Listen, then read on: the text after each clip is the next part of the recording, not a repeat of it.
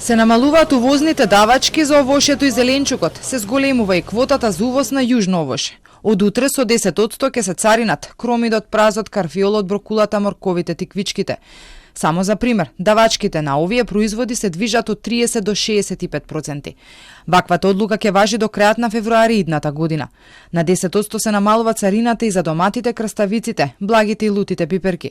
Но одлуката за овие производи ќе важи од декември, па се до крајот на февруари.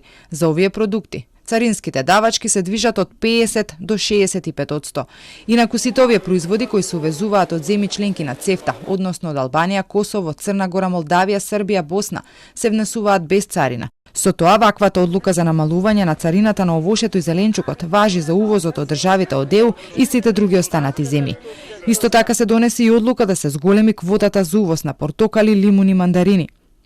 Со одлуката при увоз на овие производи нема да се плаќаат давачки ако количините кои се внесуваат во земјава се до 10.000 тони. Ако се надмине оваа количина, во тој случај ќе се царинат.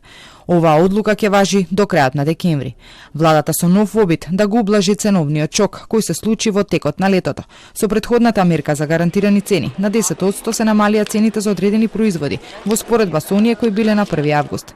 Сепак дел од трговците не ги почитуваа и добија клуч на врата. Вчера во Тетово гостива Рикуманово нови маркети, добија жолти ленти од пазарна. Од бизнисот се пожалија дека за одлуките немаат доволно време да се прилагодат. Премиерот пак возврати, како можеле преку ног да ги зголемат цените, така можат и да ги намалат. За синдикатите, одлуките против поскапувањето се задоцнети.